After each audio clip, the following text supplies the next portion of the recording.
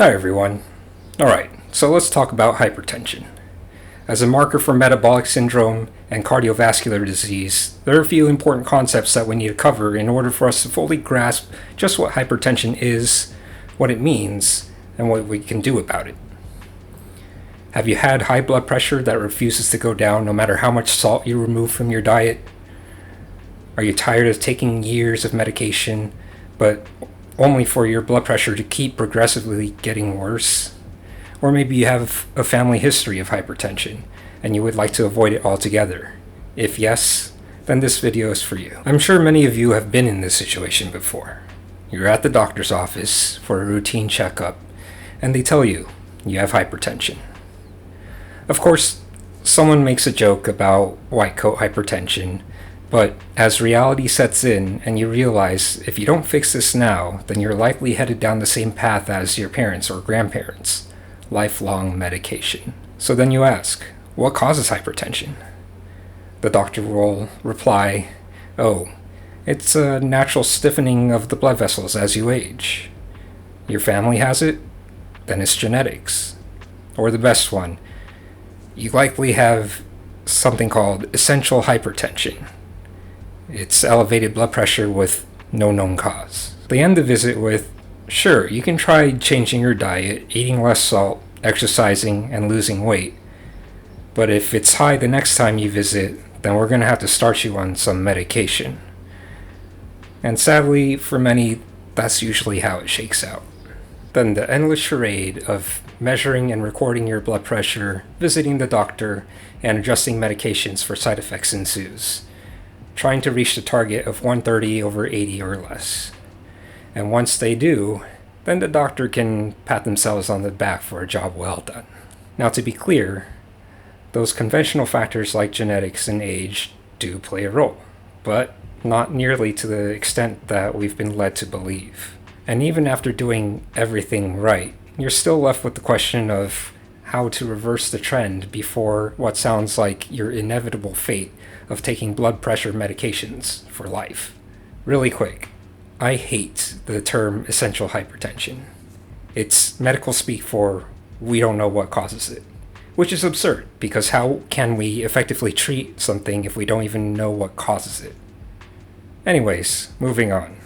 As a simple rule in medicine, wherever salt goes, water follows.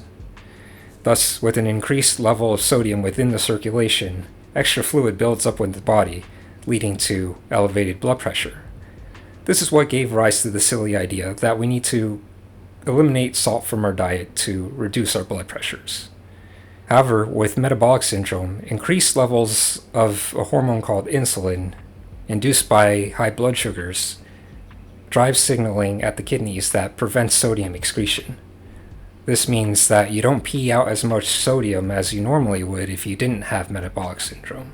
As soon as you address the metabolic syndrome and allow for the kidneys to properly excrete sodium and the excess fluid along with it, then the blood pressure can finally normalize. Dr. Unwin, a GP in the UK, was successful in putting diabetes into remission for hundreds of his patients and reducing blood pressure along with it on average by 12 points. So what you're seeing on this slide is the hemoglobin A1C at the top, but his blood pressure in the one below.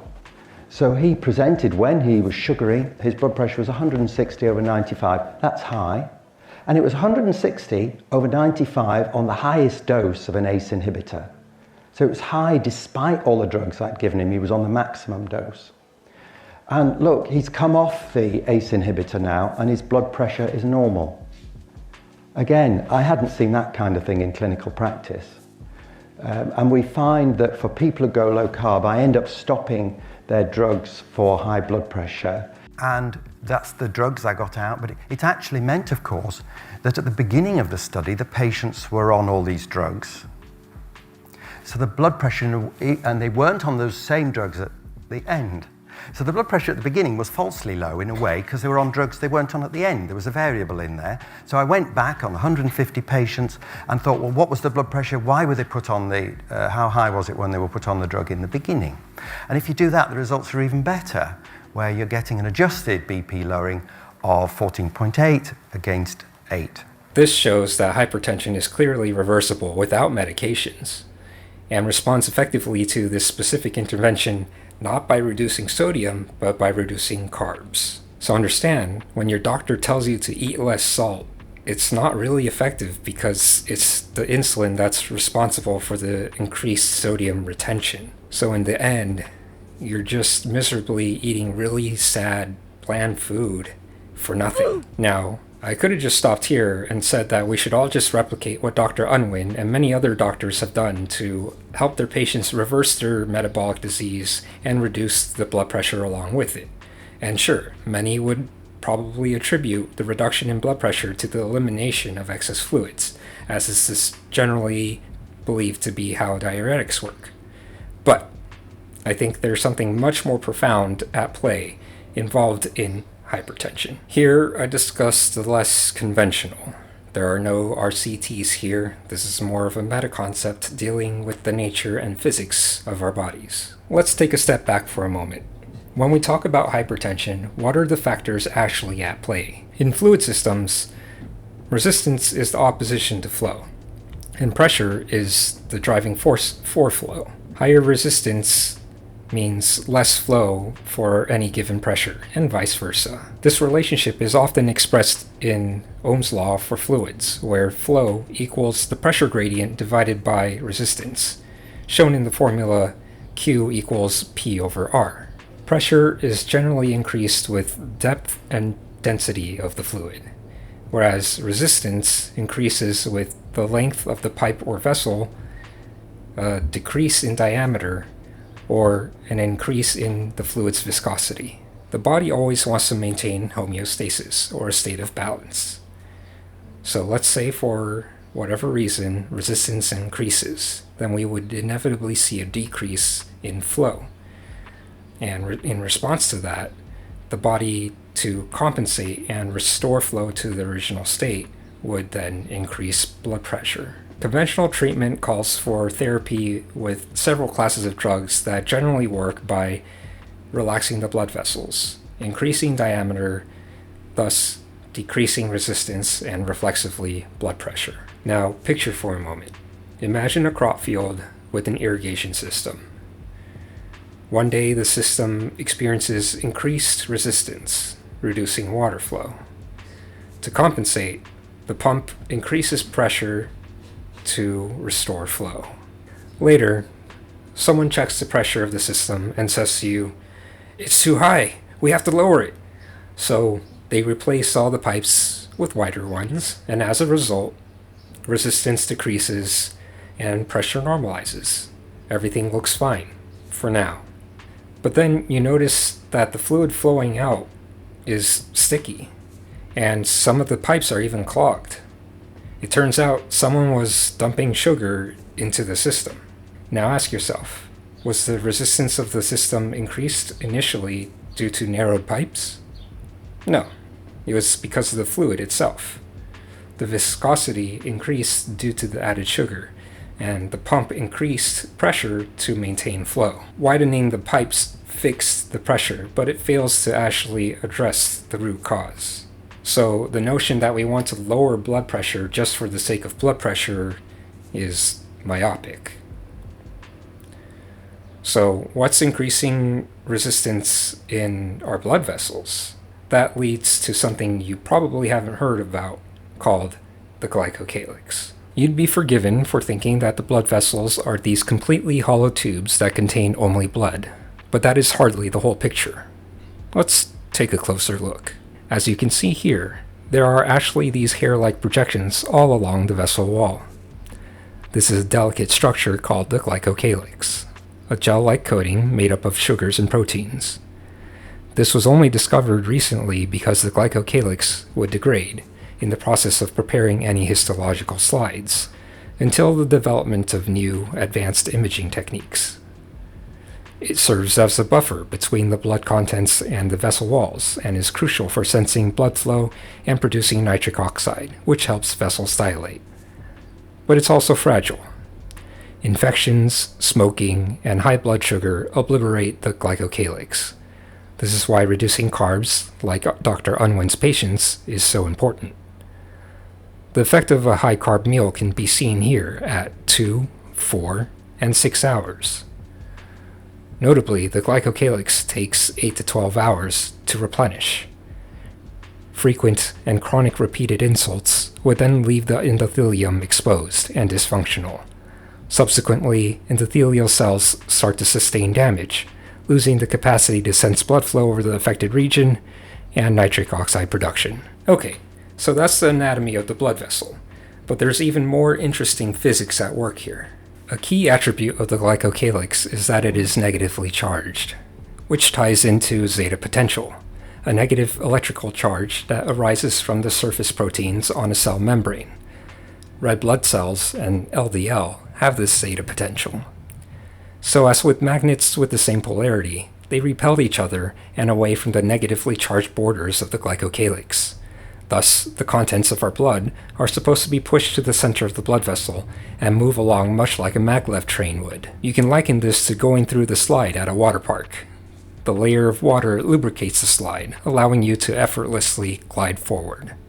But wait, there's more. There's a peculiar phenomenon that occurs with the water within our blood vessels, called structured water. Dr. Gerald Pollack discovered exclusion zone water, or EZ for short, also known as structured water. It's a unique, gel-like form of water that forms on hydrophilic surfaces. It's this structured water that makes up the majority of the water within our bodies. I'll let Dr. Pollack himself explain.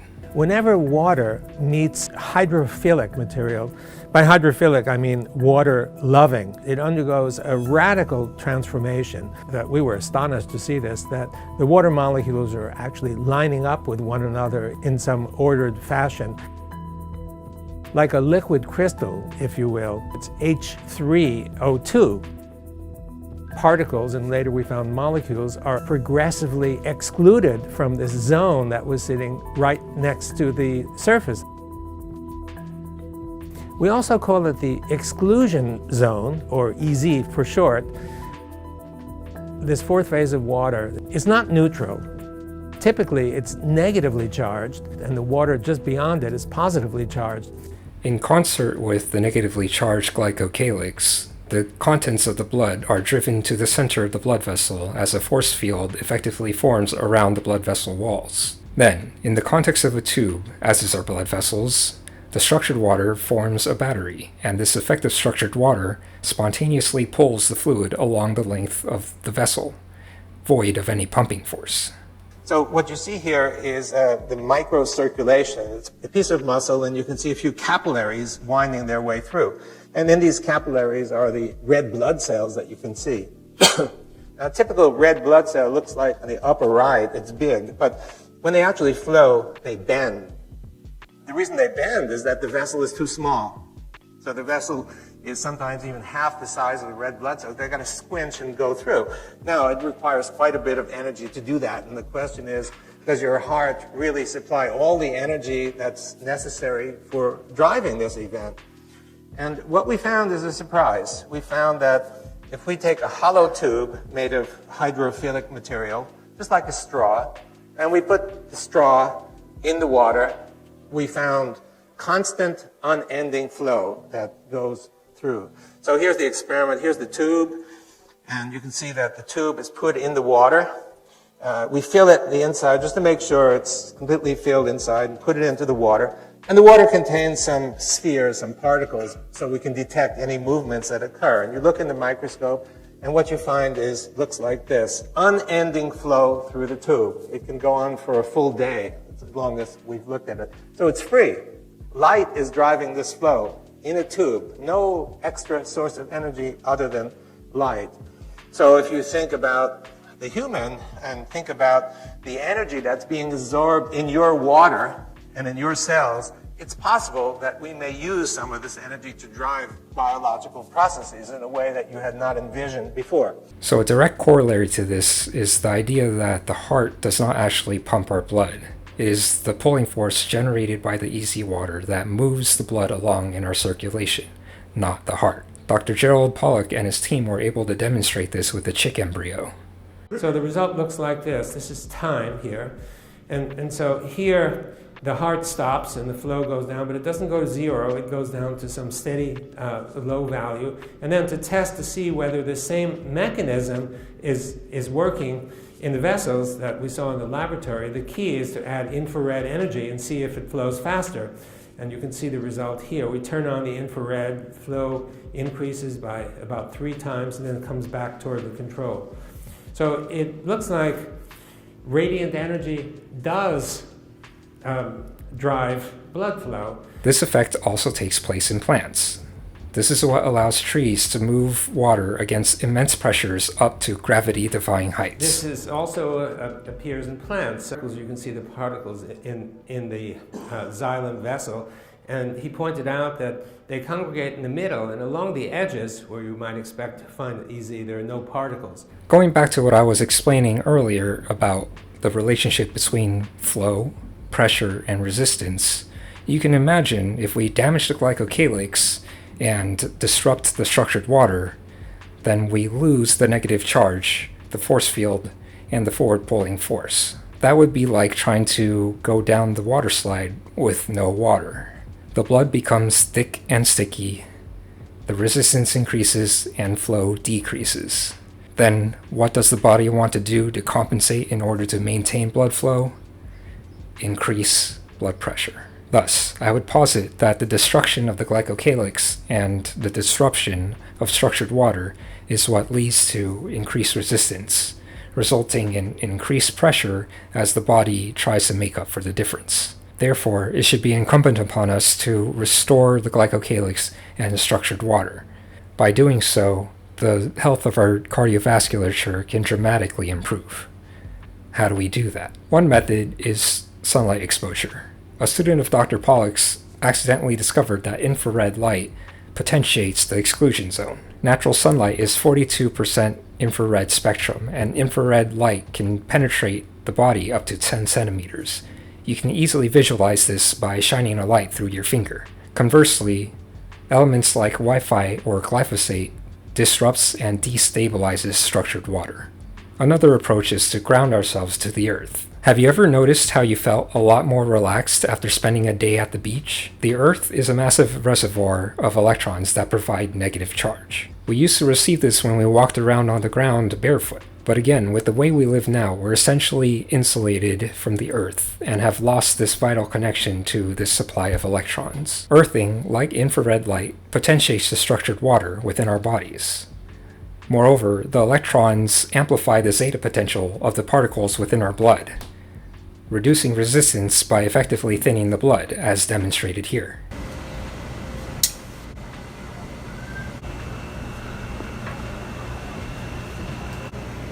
As you can see, all her red blood cells are stacked up. This is called a stacked up cell. And see, let's go see if the earthing can help improve a little. They're actually earthing right now, and they're just starting to ground. So we'll see them back in 10 minutes.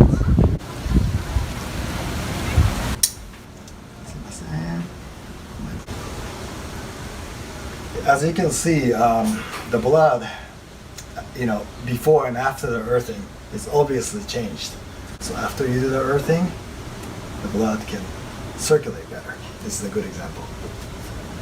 And as previously explained, restricting carbohydrates would spare the glycocalyx from widespread damage after a meal. So ask yourself, in a world where we spend all day indoors, getting minimal sunlight, disconnected from the earth, exposed to EMFs, and eating processed foods, is it any surprise that our blood pressure is high? In fact, hypertension is arguably the body's way of compensating for the poor quality blood flow that we subject our bodies to with this way of life.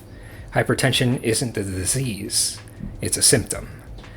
While hypertension is harmful in the long term, it is the body's attempt to maintain a proper blood flow that would normally exist with an intact glycocalyx and structured water. No amount of medication can bridge the gap between our bodies and the physical phenomena that we have deliberately removed ourselves from. Our conventional management of hypertension is quite frankly pathetic, and misses the whole point altogether, because all this time, the reason behind increased resistance being viscosity and not narrowed vessels is hardly taken into consideration. So what should we do? 1. Get as much sunlight exposure as you feasibly can. 2. Reduce time spent in close proximity to Wi-Fi and EMFs. 3. Ground yourself to the earth as much as possible. You can see effects from doing so with just 10 minutes a day. You can even modify your sleeping arrangement with a grounding cover to stay grounded while you sleep. 4. Reduce the glucose burden on the body by restricting carbohydrates, ideally to 50 grams or less per day, and instead eat more fats. 5. Eliminate seed oils from the diet. This ties into metabolic syndrome and sunlight exposure, but I'll expand on this in another video. Do these things consistently, and not only will your blood pressure improve, you might not even need to take medications whatsoever. Thank you for watching, and see you in the next video.